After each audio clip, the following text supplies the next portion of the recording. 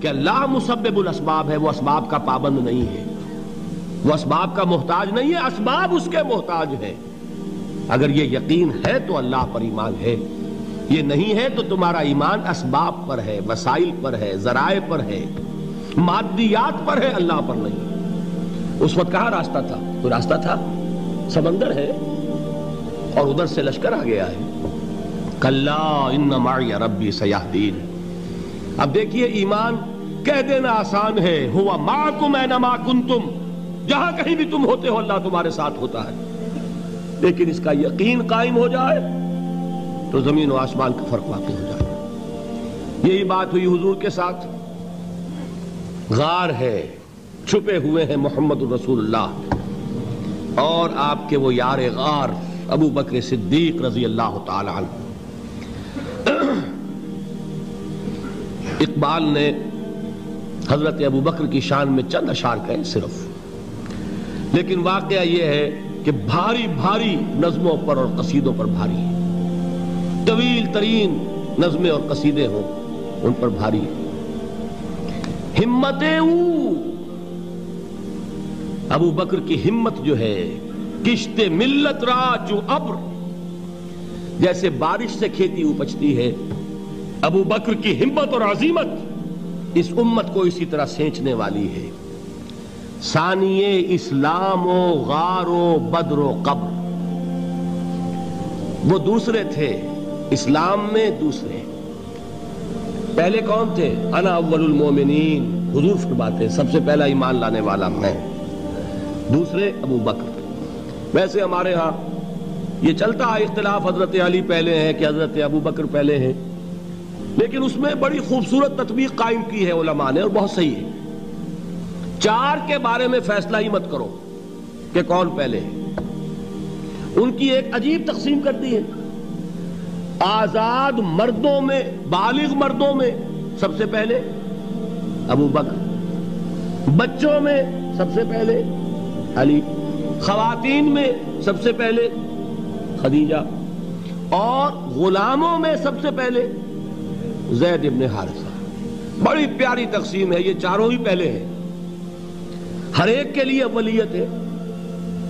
اور واقعہ یہ ہے کہ اگر زمانی اعتبار سے تعین ہوگا تو پہلے خدیجۃ الکبریٰ آئیں گی رضی اللہ تعالی عنہ، کسی اور سے بات کرنے کی نوبت بعد میں آ سکتی ہے، پہلے تو اہلیہ محترمہ سے بات ہوئی، آتے ہی پہلی وحی ہوئی ہے، ابھی تبلیغ کا حکم نہیں تھا۔ کس کو بتایا واقعہ؟ ابھی اپنی نبوت کی تبلیغ کا تو حکم ہی نہیں آیا۔ واقعہ کس کا ہے؟ وہ خدیجہ کا ہے۔ جب کہا ہے کہ خشیت علی نفسی، مجھے اپنی جان کا اندیشہ ہے، تو کیا جواب دیا خدیجہ نے رضی اللہ تعالی عنہا؟ وہ صدیقۃ الکبریٰ ہے۔ صدیقات جو ہیں خواتین، ان میں چوٹی پر خدیجۃ الکبریٰ ہے رضی اللہ تعالی عنہا، اور صدیق جو مرد ہیں ان میں صدیق اکبر ہے ابو بکر صدیق رضی اللہ تعالی عنہ، لیکن صدیقات میں چوٹی پر۔ جب حضور نے فرمایا خشیت علی نفسی، کیا فرمایا؟ کیا عرض کیا؟ کیسے تسلی دی؟ نہیں نہیں، اللہ آپ کو ضائع نہیں کرے گا، آپ غریبوں کے ہمدرد ہیں، آپ مساکین کے تکالیف رفع کرنے والے ہیں، آپ بیواؤں کی سرپرستی کرتے ہیں، آپ مسافروں کی خدمت کرتے ہیں، اللہ آپ کو ضائع نہیں کرے گا۔ یہ یقین ہے اس خاتون کے اندر۔ خیر وہ ایک علیحدہ بات ہو جائے گی۔ میرے دل پر حضرت خدیجہ رضی اللہ تعالیٰ عنہ کی شخصیت کا بڑا گہرا نقش ہے، جو وہ کوئی اور ہی وقت اور موقع ہوا تو بیان ہوگا۔ بہرحال اقبال نے ایک مصرے میں جو چار اولیتیں جمع کر دی ہیں، ہمتیں کشت امت را چو ابر، ثانی اسلام و غار و بدر و قبر۔ اسلام میں حضور کے بعد پہلے کون؟ ابو بکر۔ غار میں حضور کے ساتھ کون؟ ابو بکر۔ بدر کی رات اللہ کا رسول سربسجود، وہ جھاڑ، وہ گھاس پھوس کی جو جھونپڑی بنائی گئی تھی، اور وہاں تلوار ننگی لے کر پہرا دینے والا کون؟ ابو بکر۔ اور اس حجرہ عائشہ میں محمد کے بعد سب سے پہلے دفن ہونے والا کون؟ ابو بکر رضی اللہ تعالی عنہ صلی اللہ علیہ وسلم۔ وہ جو معاملہ میں سنا رہا تھا غار ثور کا، حضرت ابو بکر بھی حضور کے خیال سے لرز گئے ہیں. آپ کو یاد ہوگا کہ جا کر پہلے تمام جتنے سوراخ تھے انہیں بند کیا ہے. ایک سوراخ رہ گیا تھا جس کو بند کرنے کے لیے کوئی کپڑا نہیں تھا. وہاں اپنی ایڑی رکھی ہے. تب کہا ہے حضور سے تشریف لائیے, اور اپنے زانو پر حضور کو لٹایا ہے. اور وہاں کسی موذی جانور نے کاٹا ہے. حضور کی آنکھ لگ گئی تھی. اس وقت اس بل کے اندر جو بھی بچھو ہے کیا ہے واللہ عالم, اس نے کاٹا ہے. اس کی تکلیف کی وجہ سے ابو بکر کی آنکھوں سے آنسو ٹپک گئے. حضور کے چہرے مبارک پر پڑے ہیں تو حضور جاگے ہیں معاملہ کیا ہے. ایڑی نہیں ہٹائی وہاں سے, مبادا وہ جانور وہاں سے نکل کر محمد الرسول اللہ کو کوئی گزن پہنچا دے. ابو بکر کی ایڑی ہے, جس طرح چاہے کھا لے, ختم کر دے, جان نکل جائے تب کوئی آنچ آئے محمد پر تو آئے, لیکن جیتے جی نہیں. وہ ہے ابو بکر. حضور کے خیال سے اس وقت حضور نے پھر اپنا لعاب دہن لگایا ہے, اور اس سے پھر آپ کی تکلیف ختم ہوئی.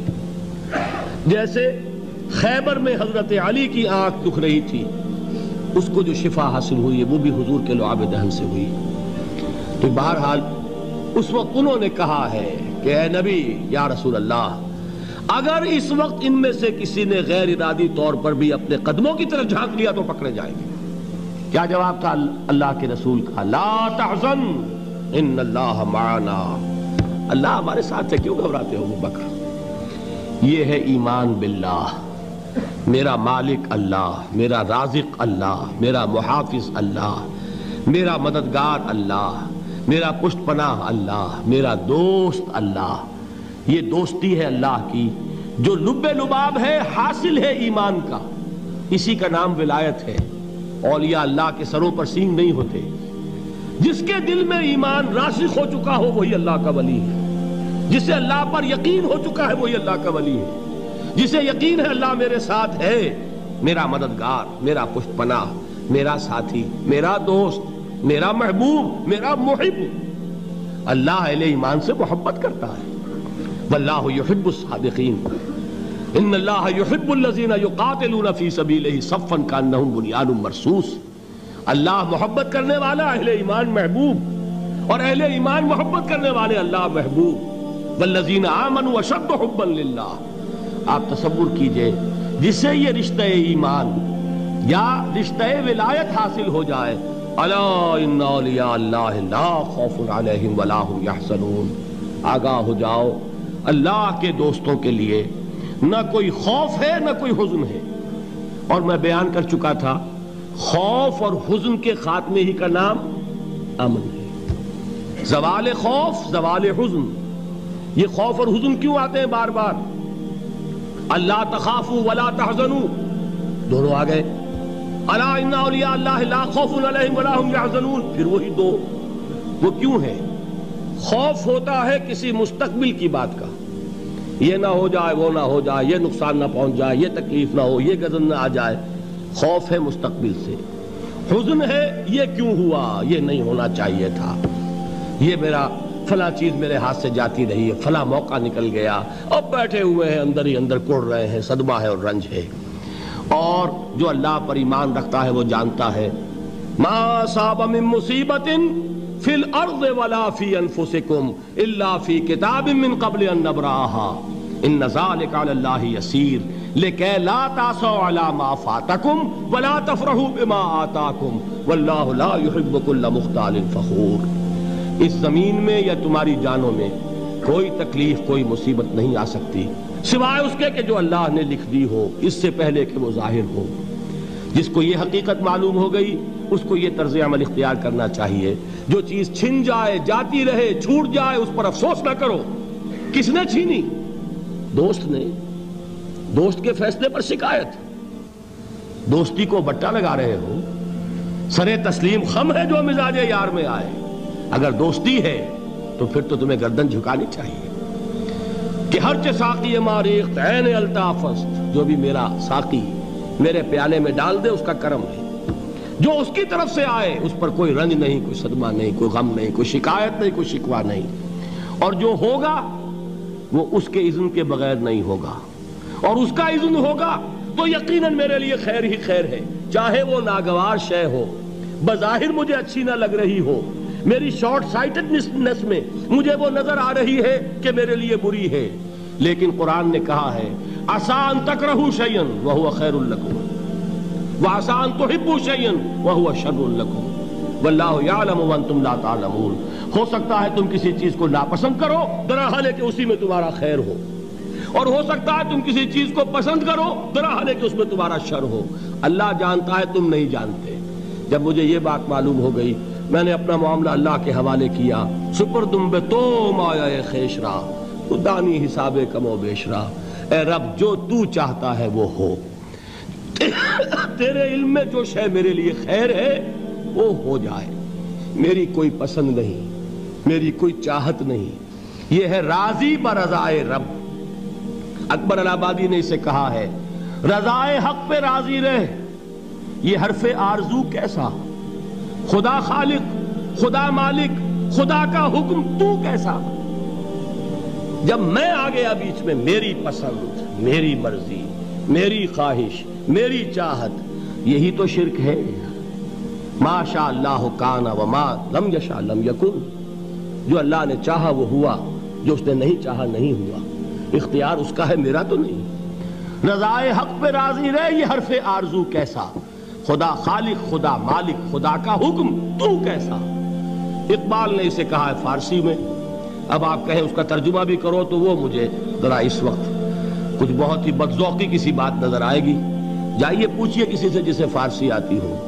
بروں کشید ز پیچا کے ہست و بود مرا، چے اقدہا کے مقام رضا کشود مرا۔ مجھے تو تمام پیچ و خم سے نکال دیا اس مقام رضا نے، میں راضی برضائے رب ہوں، جو فیصلہ اس کا میں اس پر راضی۔ تو کہاں کا حزن اور کس کا خوف، یہی زوال حزن اور زوال خوف، یہی ہے امن، یہ نتیجہ ہے ایمان کا۔ تو جان لیجئے یہ ہے لب لباب، یہ ہے حاصل ایمان کا۔